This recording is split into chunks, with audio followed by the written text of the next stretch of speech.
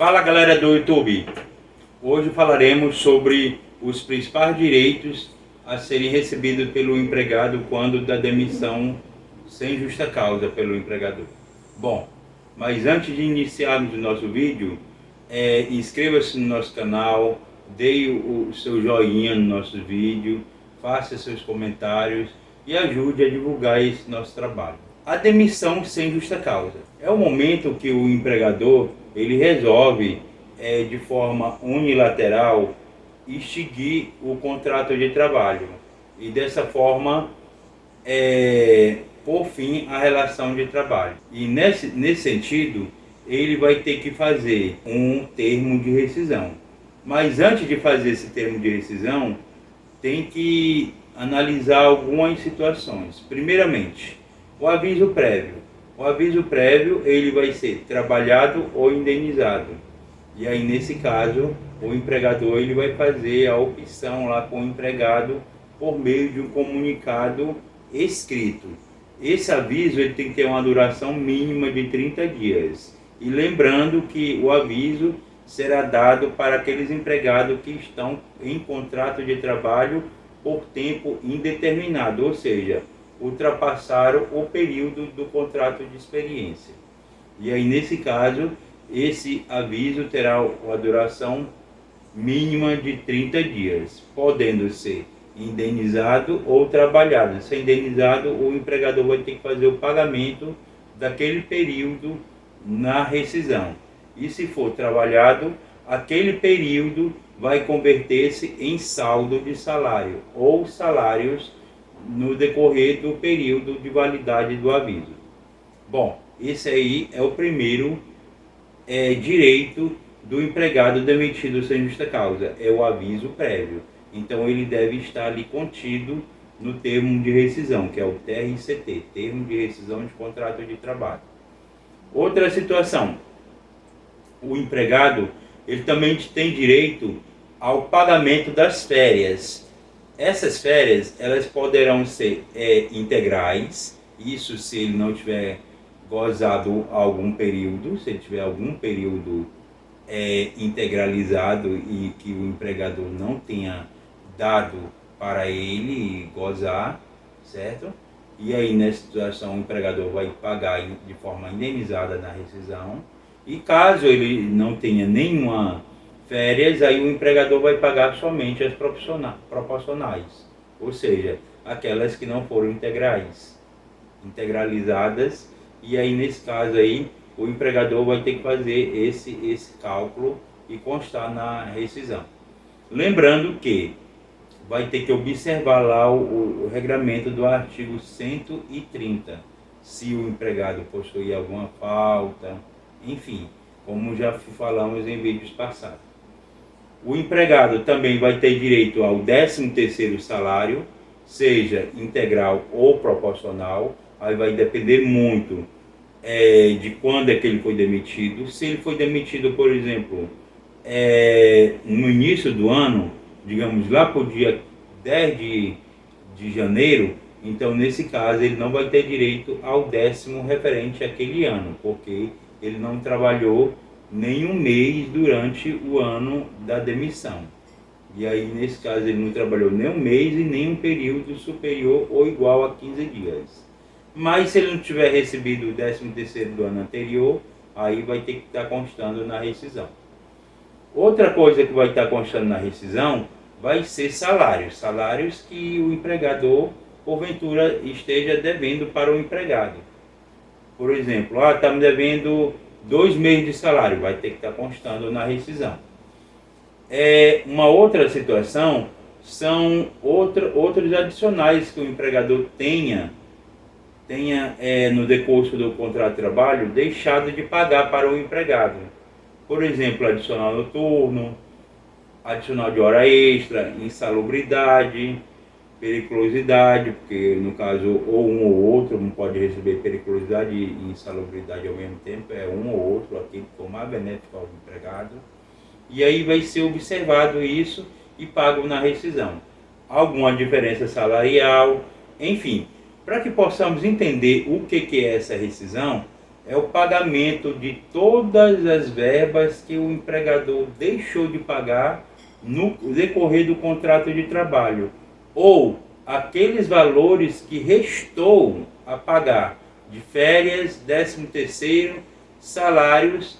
Aí, claro, que vem o aviso, que o aviso é uma obrigatoriedade, seja ele trabalhado ou indenizado, e mais algum outro adicional que ele é devido. É aquele momento que o empregador vai fazer o acerto. Aí você me pergunta, Leandro, por que o meu colega que trabalha há 1 ano e eu que trabalho há 2 anos, 3 anos, recebi menos na rescisão do que ele? Ele recebeu uma rescisão com um valor bem maior do que o meu. Isso é simples.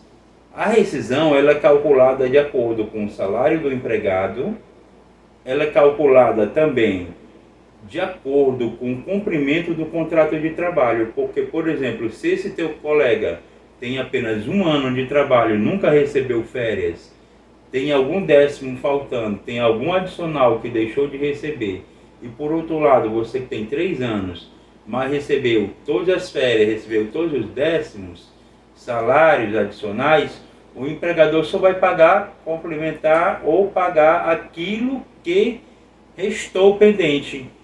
Ou seja, digamos que você já dentro desses 3 anos gozou todas as suas férias, recebeu todos os seus décimos, o seu aviso ainda foi trabalhado, que vai ser convertido em saldo de salário. Ou seja, você vai receber à medida que você trabalhar dentro do aviso, você só vai receber só os residuais de décimo, férias e salários, que são os proporcionais, ok? E se tiver algum adicional devendo, ele vai ter que pagar, certo? Então é isso, rescisão contratual não tem mistério, mas temos que só ter algumas precauções.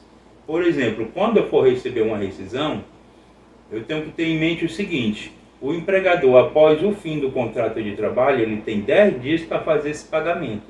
Por exemplo, se o fim do contrato de trabalho se deu no dia 15 de outubro, ele tem até o dia 25 de outubro para fazer o pagamento.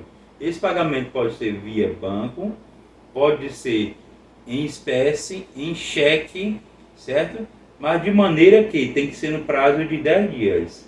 Se extrapolar esse período, cabe a multa pelo atraso, que está lá no artigo 477 da CLT, nos parágrafos 6º até o 8º. E aí, eu tenho que observar o seguinte: primeiro, ao cobrar essa multa, eu tenho que verificar se a rescisão ela não foi assinada na data que deveria ser o recebimento. Aí, de repente, eu estou cobrando uma rescisão, um atraso, e digo que está atrasada, mas lá no termo está dizendo que eu recebi em período correto, no período correto. E o empregador ainda pagou em espécie. Aí lembrando que o pagamento em espécie ele é válido, e o termo de rescisão tem validade como recibo de quitação. Logo, se eu recebo ele em espécie e assino o termo de rescisão, eu estou dando por quitação a verba ali contida. Os valores contidos ali estão quitados. Então eu tenho que observar isso. Outra situação: assine com a data que você realmente está recebendo. E se você realmente estiver recebendo, por exemplo, lá no termo de rescisão está R$1.000 e o empregador de repente quer lhe pagar somente 500, não assine. Só assine se você realmente receber a totalidade, para que você possa depois não ter dificuldade de cobrar o restante. E aí de repente ele vai dizer: não, mas eu lhe paguei o que está aí contido, certo? Então isso aí é muito importante. Uma rescisão eu posso questionar os valores dele ali contido do TRCT. Porém, para questionar, eu tenho que observar a data que eu assinei, eu tenho que observar o valor que eu recebi e o valor constante no TRCT, tem que ser o mesmo. E se eu entender que eu recebi aquele valor... Bom, pessoal, uma coisa é importante salientarmos: ao analisarmos uma rescisão, temos que verificar o cumprimento do contrato de trabalho, como eu já havia dito, e não o período de empresa somente, certo? Porque muitas vezes a gente vai cair em erro se analisarmos só o período de empresa e referirmos ao valor da rescisão contratual. Porque, de repente, o valor pago àquele empregado que tem menos tempo da empresa do que aquele que tem maior tempo pode ser superior, porque vai observar o cumprimento do contrato de trabalho e como foi cumprido. E lembrando que o que vai diferenciar um empregado que tem mais tempo numa empresa do que aquele que tem menos é o pagamento do FGTS, ou seja, os depósitos do FGTS. Porque aquele que tem mais tempo vai ter mais depósito de FGTS, ou se não tiver, deveria ter. Aí nesse caso ele vai ter que procurar a justiça, ok? Então, um forte abraço, muito obrigado. Não deixe de dar um like no nosso vídeo, de se inscrever no nosso canal, assistir os outros vídeos, nos ajude a divulgar esse trabalho, e tudo de bom, e fique com Deus.